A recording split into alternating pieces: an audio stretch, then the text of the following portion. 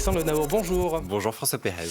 Et pour démarrer ce journal des sports, Alexandre, c'était l'un des rendez-vous à suivre ce week-end, en direct sur TV Vendée. D'ailleurs, la 37e édition du circuit des plages vendéennes. Et cette 37e édition, François, qui débutait samedi avec un tracé de 144 km 300 autour de la commune du Perrier. Une arrivée au sprint, vous l'avez suivi, qui a souri au coureur du Vendée, Benjamin Marais. Direction à présent sur ces images dimanche, hier après-midi pour la deuxième étape. C'était cette fois Montaigu-Vendée, 170 km, la plus longue des 4 étapes de ce circuit des plages vendéennes. Début de course est marqué par un départ tonitruant, de très nombreuses attaques. Un premier groupe assez garni se détache à l'avant du peloton. Une première chute va avoir lieu justement au sein de ce peloton avec un coureur du Vendée, groupe de 8, de 10 qui s'échappe ensuite en tête. 3 hommes vont finir la course seuls suite à une nouvelle chute dans le groupe à l'avant. Un sprint qui va sourire hier après-midi à Victor Papon du Paris Cycliste Olympique pour sa première victoire en élite nationale. Le coureur de 23 ans devant Skaden Hopkins du Vendée et son équipier Alan Villemain du Paris Cycliste Olympique. Papon prend la tête du général. Dénouement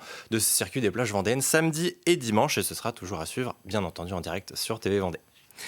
On prend à présent la direction de Challans. Alexandre, vendredi soir, le Vendée Challans Basket recevait Toulouse pour la 25e journée de National 1 masculine. Et avant, dernière journée du championnat, de cette première partie du championnat, 3 jours après le derby perdu face au Sable. Match crucial pour les Chalandais. Décrocher une victoire pour s'assurer de terminer entre la 5e et la 10e place. Synonyme de poule du milieu pour éviter la poule descendante. Et logiquement, enjeu de taille, début de partie tendu. Les hommes de Sébastien Lambert n'y sont pas et encaissent un 10-0 en moins de 2 minutes. Les Chalandais vont progressivement relever la tête, mais Toulouse, plein d'adresse, préserve un bon matelas à la fin du premier quart-temps, 23-14. L'entame du deuxième quart est aux antipodes du premier. C'est cette fois le VCB qui colle 10 points de suite à son adversaire. La partie serrée, équilibrée, mais le Stade Toulousain préserve une courte tête à la pause, 31-29. Le troisième quart-temps va être chalandais, porté par Rachat Davis, 13 points en 10 minutes, et grâce à une défense intraitable, le Vendée Challans Basket termine à plus 8, 50-42 avant d'entamer les 10 dernières minutes.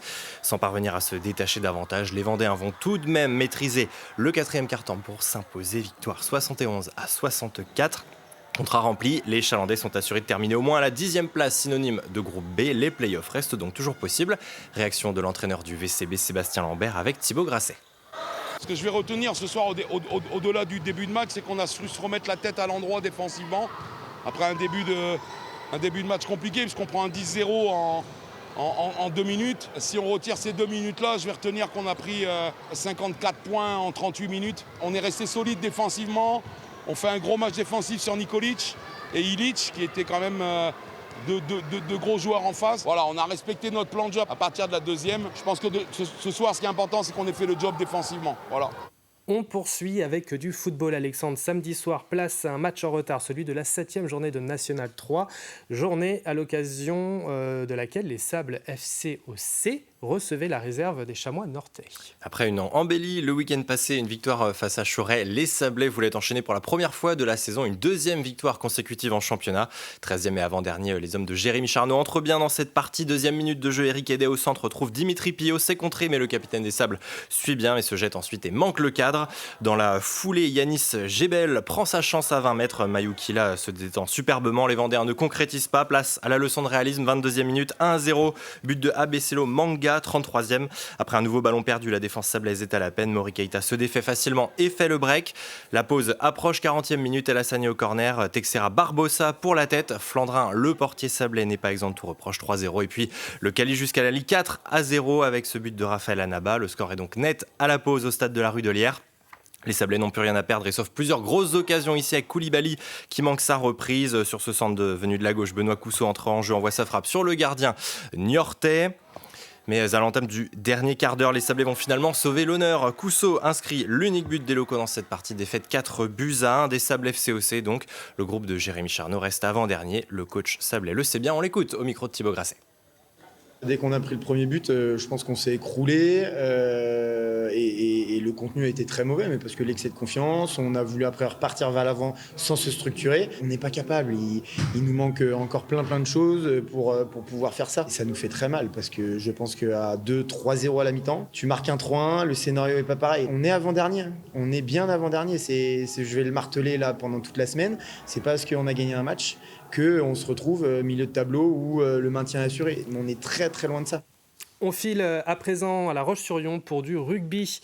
Hier après-midi se tenait la 15e journée de Fédéral 2. Le FC Yonnais affrontait Mérignac. Exactement, des Yonnais 10e au classement. Mérignac bien plus haut à la 4e place se retrouvait donc hier au stade Henri Desgranges. La première période, vous allez le voir, se résume à des coups de pied entre les perches de chaque côté. 4 pénalités de transformés côté FC Yonnais, 2 pour Mérignac, 12-6 à la pause. Mais les choses changent.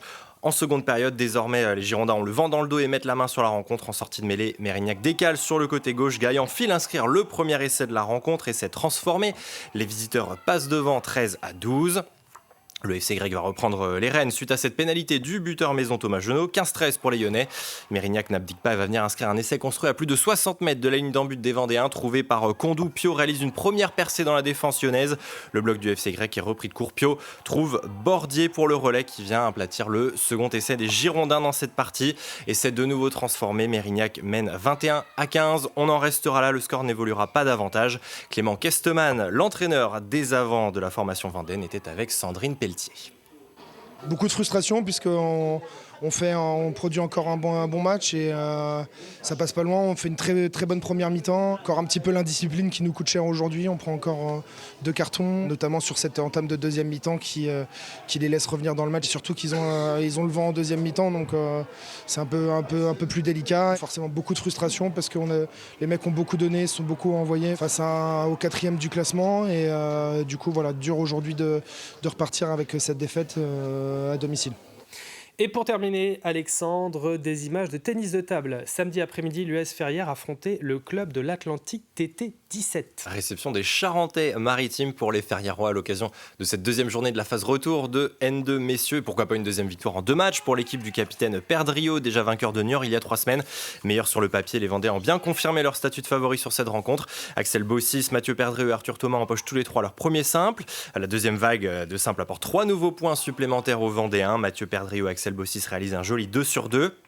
Anatole Merlet rapporte son premier point. Arthur Thomas est défait dans un 5e set décisif face à Olivier Béguin pour l'Atlantique TT. 6-2 à l'issue des simples. La victoire est en bonne voie pour l'US La Ferrière et le Quatuor va parfaitement boucler cette journée avec le gain des 2 doubles. Score final 8-2 pour La Ferrière. Le capitaine Mathieu Perdriau était au micro de Sandrine Pelletier. Soulagement déjà, parce que tout le monde a dit ouais ça va être facile, match facile. C'était loin d'être facile, on le savait d'avance, c'était un peu le mot d'ordre de faire très attention. On a eu du mal à se mettre dans le match. Notre marque de fabrique c'est un peu l'encouragement, l'ambiance d'équipe. Et là on était un peu enfermé un peu sur notre match à nous, pas avec les collègues. On a eu du mal à se lancer, donc les coups de raquette sortaient pas très bien, mais bon on tourne quand même à 3-1, 5-1, donc là ça commence à être mieux pour nous, mais une équipe vraiment pas évidente à jouer. Merci Alexandre, c'est tout pour ce journal des sports. Mais le sport se poursuit sur TV Vendée avec notamment du karaté, je crois. Et notamment du karaté, ce sera l'ouverture du 85 chrono de ce soir. Petit teasing donc François. Et puis surtout on reviendra aussi plus en longueur sur ces 2 étapes du circuit des plages vendéennes. Rendez-vous donc à 18h45 ce soir. Merci Alexandre pour ce journal des sports.